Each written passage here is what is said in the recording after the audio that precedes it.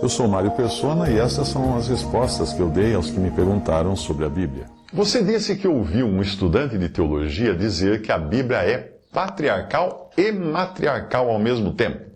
E o argumento dele foi que Deus teria feito ao mesmo tempo aliança com Abraão, o patriarca, e Sara, a matriarca, comprovando que a Bíblia não seria apenas patriarcal, mas sim patriarcal e matriarcal.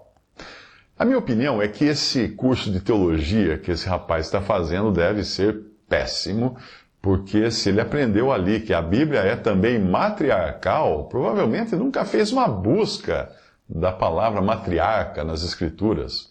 Eu fiz essa busca e pelo menos 4 versículos usam a palavra patriarca, mas nenhum deles, nenhuma passagem usa a palavra matriarca.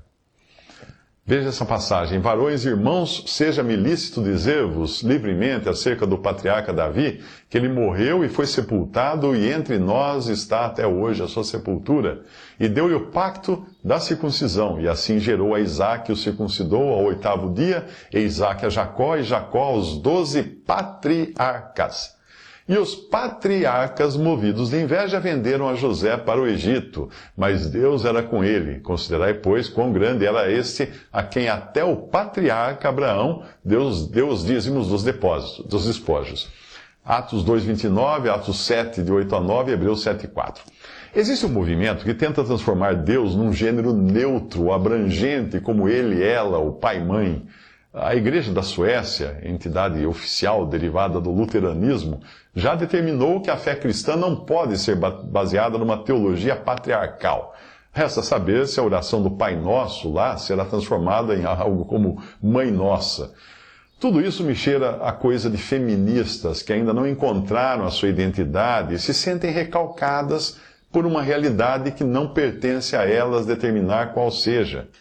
Deus criou primeiro um homem e dele tirou a mulher. Os anjos foram criados diretamente por Deus e não há qualquer indicação de que tivesse um gênero feminino, sendo chamados de filhos de Deus em Jó 38:7. E em Gênesis 6, nós temos o caso de anjos que deixaram a sua habitação original para assumir um corpo masculino e fecundar mulheres humanas. E isso já deveria nos ensinar algo a respeito do gênero dos seres criados por Deus. Repare nestas passagens.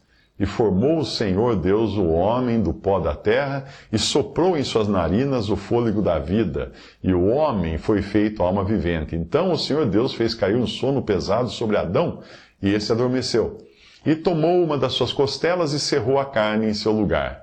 E da costela que o Senhor Deus tomou do homem, formou uma mulher, e trouxe-a a Adão. E disse a Adão: esta é agora osso dos meus ossos e carne da minha carne. Esta será chamada mulher, porquanto do homem foi tomada. Gênesis 2:7 e também os versículos 21 e 23. 21 a 23. Em Jó 38:7, nós lemos, referindo-se aos anjos, criados antes dos seres humanos, que, abre aspas, todos os filhos de Deus jubilavam. E em Gênesis 6, de 1 a 2, nos é dito que alguns deles assumiram uma forma humana masculina para procriar. E aconteceu que, como os homens começaram a multiplicar-se sobre a face da terra, e lhes nasceram filhas, viram os filhos de Deus que as filhas dos homens eram formosas, e tomaram para si mulheres de todas as que escolheram. Estes anjos caídos receberam a paga por sua rebelião, como descreve a Epístola de Judas, capítulo 1, versículo 6. E aos anjos que não guardaram o seu principado, mas deixaram a sua própria habitação, reservou na escuridão e em prisões eternas até o juízo daquele grande dia. Quando o assunto é gênero, a Bíblia deixa claro que o Senhor determinou uma distinção entre Adão e Eva, e também chamou a ambos de Adão, porque a palavra significa simplesmente humano.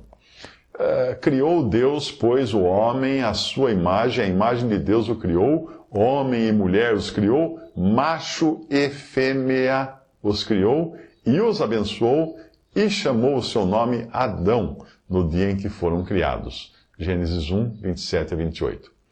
O Senhor Jesus confirma isso no Evangelho de Mateus, capítulo 19, versículo 4. Não tendes lido que no princípio o Criador os fez macho e fêmea? Uma afirmação assim feita na forma interrogativa, tem por objetivo jogar responsabilidade sobre o ouvinte, como se estivesse dizendo: será que você é ignorante disso? É o que quer dizer a passagem.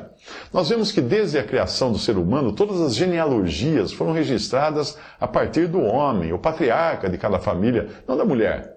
O capítulo 5 de Gênesis e muitos outros demonstram isso. Inclusive, é o que vemos também na genealogia do Senhor Jesus nos Evangelhos. Portanto, não existe fundamento para esse delírio feminista. E o mais honesto que essas pessoas poderiam fazer seria rejeitar a Bíblia completamente, ao invés de querer introduzir nela suas próprias interpretações, como um bebê que tenta enfiar uma peça quadrada no orifício circular do seu quebra-cabeça. Já viu um bebê tentando fazer isso? A semana passada eu vi uma mulher de origem bem humilde, moradora de comunidade, dando num vídeo uma lição nas feministas.